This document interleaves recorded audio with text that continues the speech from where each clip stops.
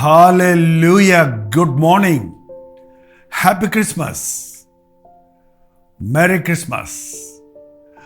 యేసుక్రీస్తు జన్మించున్నాడు. లోక రక్షకుడు మన కొరకు ఈ లోకానికి వచ్చి ఉన్నాడు. రక్త మాంసములలో పాలిభాగస్థుడై ఉన్నాడు.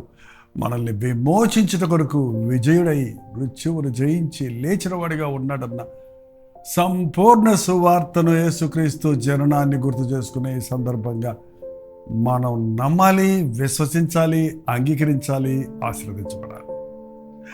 చిన్న ప్రార్థన. పరిశుద్ధుడ నీకు వందనములయ్యా. 2024 సంవత్సరముల క్రితము నీవు ఈ లోకంలో జన్మించి ఉన్నావన్నది మా క్యాలెండర్ తెలియజేస్తుండగా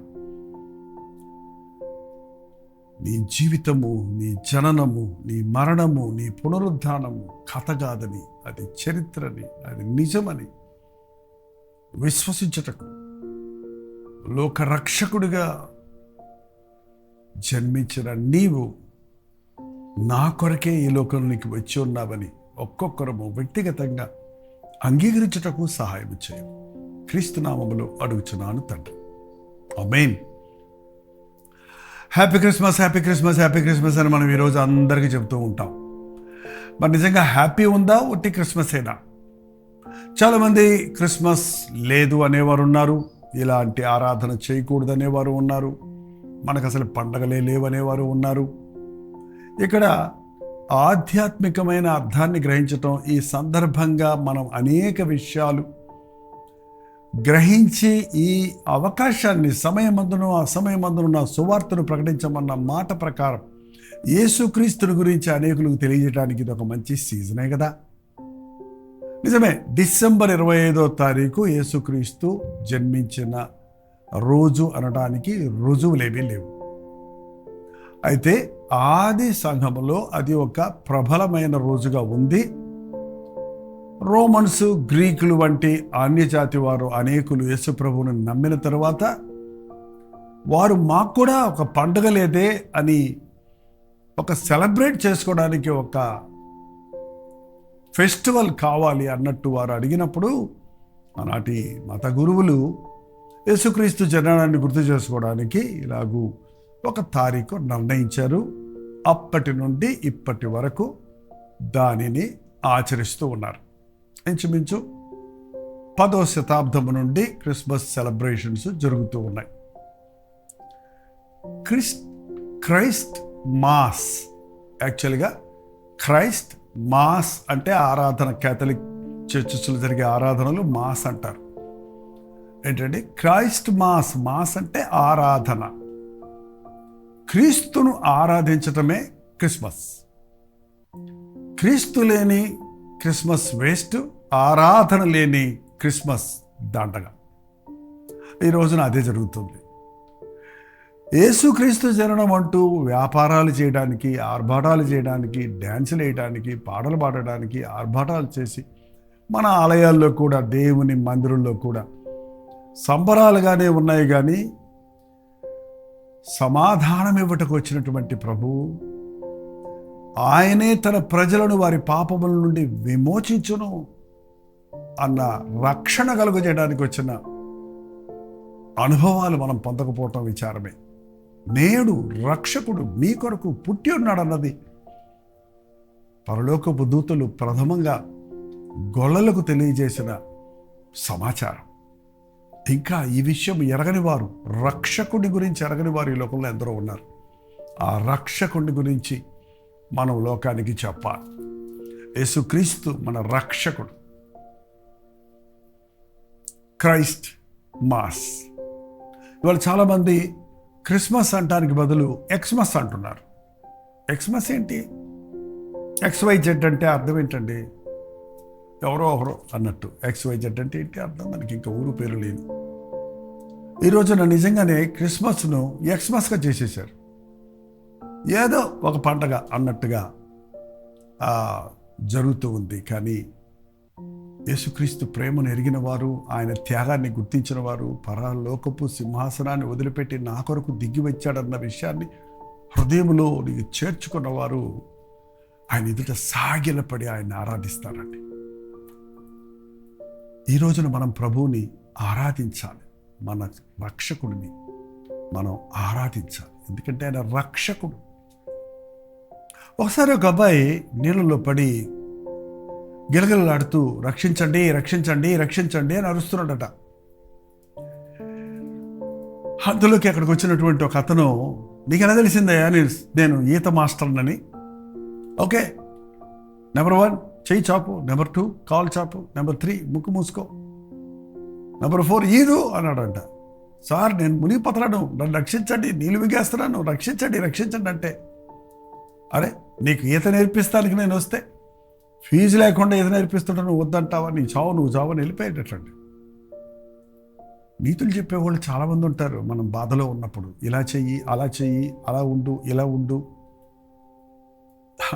మెట్ట సిద్ధాంతం అంటారు చూడండి, వాటి వలన మనకు విడుదల ఎలా దొరుకుతుంది.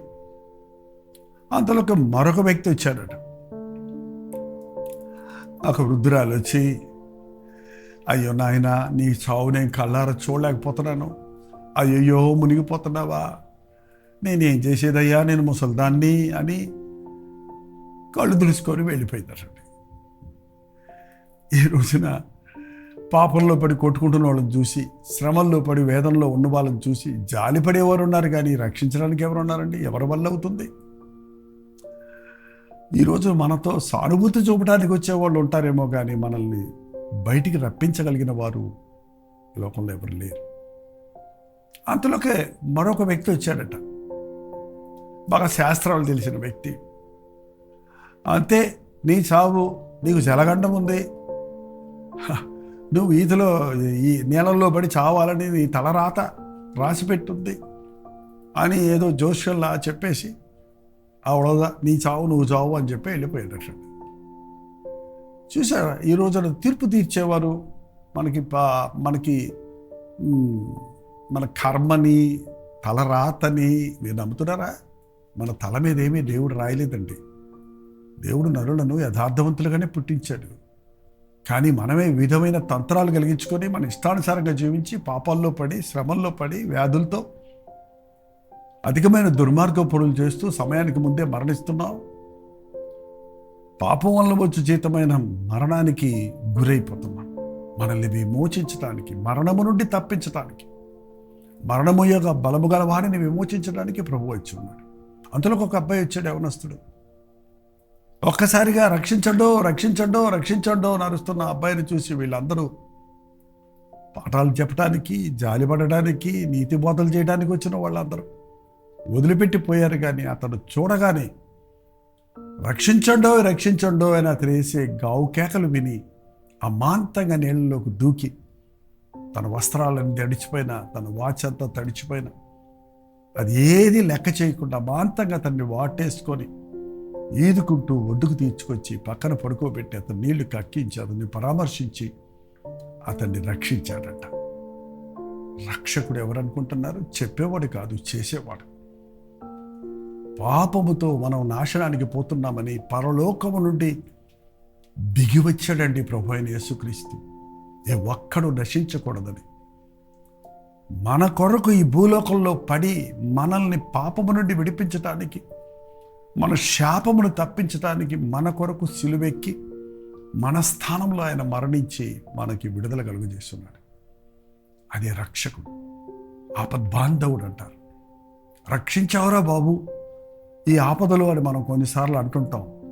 మనం ఆర్థిక ఇబ్బందుల్లో ఉన్నప్పుడు, జప్తు చేయడానికి వచ్చినప్పుడు ఎవరైనా ఒకరు వచ్చి నేను ఇస్తాను ఈ డబ్బు అంటే, నిజంగా ఎంతగానో మనం అతన్ని పొగుడుతాం, అతన్ని సంతోషిస్తాం. ఆపద్బాంధవుడా అంటాం. ఒక వైద్యుడి దగ్గరికి వెళ్ళినప్పుడు నువ్వు చనిపోయే పరిస్థితుల్లో ఉంటావంటే ఈ మెడిసిన్స్ ఇచ్చి ఆయన మన ప్రాణాన్ని కాపాడినప్పుడు మా ప్రాణం కాపాడారండి అంటాం. మనం కొన్ని పరిస్థితుల్లో అన్యాయపు తీర్పు పొందినప్పుడు, తీర్పులు చేసిన న్యాయాధిపతి తీర్పు లాయర్లు మన పక్షంలో వాదించి మనం చేయగలిగినప్పుడు అబ్బా తప్పించావయ్యా భయంకరమైన శిక్ష నుండి అంటాం. కానీ వీళ్ళందరూ ఈ లోక సంబంధమైన వైద్యులు కానీ, లాయర్లు కానీ, మనుషులు కానీ మనకి ఎంత మటుకు సహాయం చేయగలరు? అన్ని సమయాలలో, అన్ని విషయాలలో నిన్ను రక్షించేవాడు. నీ ఆర్థిక ఇబ్బందుల నుంచి, నీ అనారోగ్య పరిస్థితుల నుంచి, నీ అన్యాయ పరిస్థితుల్లో చిక్కుకున్నప్పుడు నీ పోరాటములలో నుండి, నీ శ్రమలలో నుండి, నీ బాధలన్నిటిలో నుండి నిన్ను విడిపించేవాడు ఆయన. నీ భయములన్నిటి నుంచి విడిపించడానికి యేసుక్రీస్తు రక్షకుడిగా ఈ లోకానికి వచ్చి ఉన్నాడు. ఆయన జన్మించినప్పుడు కన్య గర్భవతి అయి కుమారుని కనును అతనికి ఇమ్మానుయేలుని పేరు పెట్టుతూ ఆయన ఇమ్మానుయేలుని మాటకు భాషాంతరమున దేవుడు మనకు తోడు, ఆయన మనకు తోడు ఉండటానికి ఈ లోకంలోనికి వచ్చి ఉన్నాడు. నీ కన్నీరు తుడవడానికి, నీ శ్రమ నుంచి నేను విడిపించడానికి. అదేనండి నిజమైన క్రిస్మస్, క్రీస్తు ఆరాధన. ఒక్కరోజు కాదు, ప్రతిరోజు నీ కన్నీరు తుడవడానికి, ప్రతి సమయంలో నీకు చేయి చాపి నిన్ను లేవనెత్తడానికి, నీ భుజము తట్టి ఆదరించడానికి, తన కౌగిల్లో చేర్చుకొని ధైర్యపరచడానికి, ఎప్పటికప్పుడు మన ప్రతి అవసరత తీర్చడానికి శక్తి కలిగిన వాడిగా ప్రభు అయిన యేసుక్రీస్తు ఉన్నాడు. ఆయన పరిపూర్ణమైన మానవుడు, పరిపూర్ణమైన దేవుడు. మనకొక కుమారుడు అనుగ్రహించబడను, మనకొక శిశువు పుట్టెను, మనకొక కుమారుడు అనుగ్రహించబడను. యేసుక్రీస్తు ఒక శిశువుగా, మానవుడిగా, రక్తమాంసముల్లో పాలిభాగస్తుడై మన కొరకు ఈ లోకంలోనికి వచ్చి ఉన్నాడు. మన వలె అన్ని విషయాల్లో శోధించబడి పాపము లేనివాడిగా ఉన్నాడు. మన శిక్షను తన శరీరం మీద భరించి మనకు రావలసిన శిక్షను తను భరించి సిలువలో ప్రాణాన్ని అర్పించి మరణాన్ని జయించి మృత్యుంజయుడే లేచి ఉన్నాడు. ఆయన మనకు ఒక కుమారుడుగా అనుగ్రహించి ఉన్నాడు. దేవుడు లోకమును ఎంతో ప్రేమించను కాక తన అద్వితీయ కుమారుని లోకంలోనికి పంపించను. ఎందుకు? ఆయన ఎందు విశ్వాసం ఉంచిన వాడు నశింపక నిత్య జీవం పొందినట్లుగా ఆయన మన కొరకు పంపించి ఉన్నాడు. ఆయన మనకు అనుగ్రహించబడ్డాడు. Is a gift. చెప్పసఖ్యము కాని వరమునకై స్తోత్రం అన్నట్టు యేసుక్రీస్తును ఒక బహుమానంగా దేవుడు మనకిచ్చి ఉన్నాడు. ఈ రక్షకుడిలో అన్ని పెట్టి బుద్ధి, విజ్ఞాన, సర్వ సంపదలు కలిగిన క్రీస్తును మనకిచ్చి ఉన్నాడు. నీవు ఈ క్రీస్తును అంగీకరిస్తావో తృణీకరిస్తావో అది నీ ఇష్టం. క్రిస్మస్ సెలబ్రేట్ చేసుకునే వాళ్ళందరూ క్రైస్తవులు కాదు, క్రీస్తును అంగీకరించిన వాళ్ళు కాదు. పండగ సరదాతో సంబరం చేసుకునే వాళ్లే కానీ ప్రభు అయిన యేసుక్రీస్తును తన సొంత రక్షకుడిగా అంగీకరించి ఆయన నిజ దేవుడు నా కొరకు మానవుడిగా వచ్చి నా పాపమును భరించి నా స్థానంలో మరణించి నన్ను రక్షించుట కొరకు తన ప్రాణాన్ని అర్పించిన నా ప్రియ ప్రభు అని, ప్రభువా ఇదిగో నా హృదయాన్ని నీకు తెరిచున్నాను, నా హృదయంలోనికి రమ్ము, నిన్ను అంగీకరిస్తున్నాను, నువ్వు నిజమైన రక్షకుడిగా నా ప్రభువుగా అని ఎవరైతే మీ స్థితిని మీరు గ్రహించి మీ పాపములు ఒప్పుకొని ప్రభువా నా జీవితంలోనికి రమ్ము, నాకు తోడునమని అడుగుతారు, వారికి ఆయన తోడై ఉండడానికి ఆశపడుతున్నాడు. సర్వోన్నతమైన స్థలముల్లో దేవునికి మహిమ, భూమి మీద ఆయనకి ఇష్టులైన వారికి, అందరికీ కాదు, ఆయనకి ఇష్టులైన మనుష్యులకు సమాధానము అని చెప్పబడినట్లుగా క్రీస్తును కలిగిన వారు సమాధానము కలిగిన వారిగా జీవిస్తారు. ఈ క్రిస్మస్ సందర్భంగా వ్యక్తిగతంగా యేసుక్రీస్తుని, ఆయన ప్రేమను ధ్యానించడం, ఆయన ఇచ్చే ఈ గొప్ప రక్షణ అనుభవాన్ని మనం పొందామా లేదా, మనమున్న ఇక్కట్లో నుంచి, అనారోగ్యాల్లో నుంచి, ఆర్థిక ఇబ్బందుల నుంచి, కుటుంబ సమస్యల నుంచి, లోక సంబంధమైన పోరాటాల నుంచి, నీవు బయటపడలేనటువంటి సంకటాల నుండి, సమస్యల నుండి నిన్ను విడిపించుటకు, నిన్ను రక్షించుటకు, నీకు తోడై ఉండుటకే ప్రభు ఈ లోకంలోనికి వచ్చి ఉన్నాడన్న సంగతి గుర్తిందాం. ఆయన బాలయేసుగా లేడన్నది గ్రహించి పరిపూర్ణుడైన పునరుద్ధారుడైన క్రీస్తును ఆరాధిస్తూ ఆయన సాక్షులుగా జీవిద్దాం. అటువంటి వారికి ప్రతిరోజు ఒక పండుగ రోజే. ప్రతిరోజు క్రీస్తును ఆత్మతో సత్యముతో ఆరాధించగలుగుతాం. ప్రతి భయం నుండి, ప్రతి భీతి నుండి, ప్రతి కీడు నుండి తప్పించబడగలుగుతాం.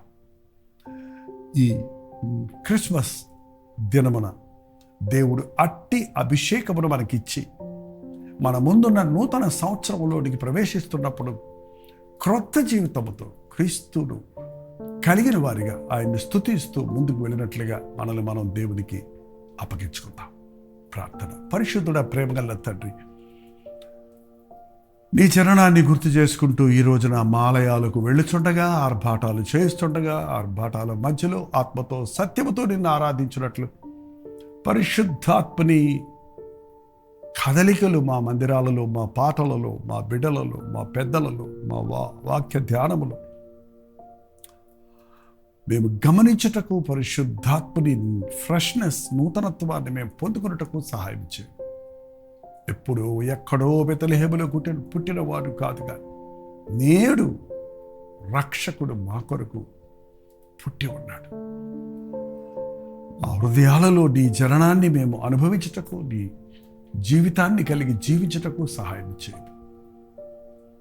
ఈ అంచె దినములలో నీ రాకడ గురించి, నీ పుట్టుకను గురించి, జననాన్ని గురించి ఎరగని వారు ఇంకా ఎందరో ఉన్నారన్న విషయం గుర్తించి రెండవ రాకడ కొరకు ఎదురు చూస్తున్న మేము, అనేక సార్లు నీ జననాన్ని ధ్యానిస్తున్న మేము అంతటితో సరిపెట్టుకోక నీ నామం ఎరగని వారికి నీ ప్రేమ సువార్తను ప్రకటించుటకు మా ఒక్కొక్కరికి నీ సహాయం చేయమని, ఈ రోజంతా మా బ్రతికంతా క్రిస్మస్ సమాధాన సంతోషాలతో వర్ధిల్లుటకు పరిశుద్ధాత్మను కుమ్మరించమని క్రీస్తు నామములో అడుగుచున్నాను తండ్రి. ఆమేన్.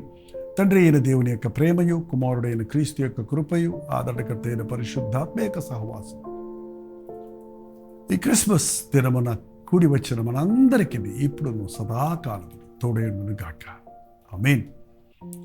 దేవుని స్తోత్రం. పండగ రోజు కూడా భారాలు ఉంటే పంపించండి, ప్రైజ్ రిపోర్ట్స్ ఉంటే పంపించండి. 954004 నెంబర్కి, ఇతర దేశాల్లో ఉంటే 91001008 నెంబర్కి మీ యొక్క విషెస్ పంపించండి. వాట్సాప్ పెట్టండి దయచేసి.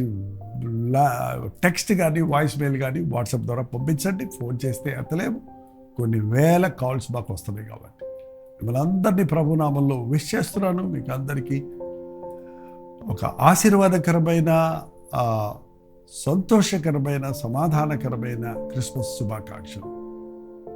We wish you all a happy and a blessed Christmas. God bless you. ప్రభుత్వమైతే చెన్నై పరిసర ప్రాంతాల్లో ఉన్న వారికి శుభవార్త. ఎందుకంటే ఈరోజు క్రిస్మస్ ఆరాధన ఐశ్వర్య మహల్లో చెన్నైలో జరుగుతుంది. Jawaharlal Nehru street, MMD colony bus stop, near MMD colony bus stop and Arumbakkam. ఇంకా డీటెయిల్స్ కావాలంటే కింద ఉన్నటువంటి ఫోన్ నెంబర్లకు మీరు కాల్ చేయండి, లేకపోతే వాట్సాప్ పంపించండి, లింక్ పంపిస్తారు. అంతేకాకుండా ప్రభుత్వమైతే క్రిస్మస్ ఆరాధనలో ఒక పార్ట్ మేము లైవ్ ఇవ్వడానికి ప్రయత్నిస్తున్నాం.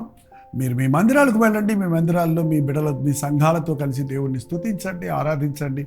మీ అనుకూలతను బట్టి లైవ్ కూడా మీరు వీక్షించవచ్చు. ఉచితమైతే మధ్యాహ్నం 3 గంటలకు హెచ్చరిక, అలాగే రాత్రి 9 గంటలకు కలబడి ప్రతి దూరంలో మళ్ళీ కలుసుకుందాం. అంతవరకు దేవుని మహాకృప మీకు తోడేను గాక.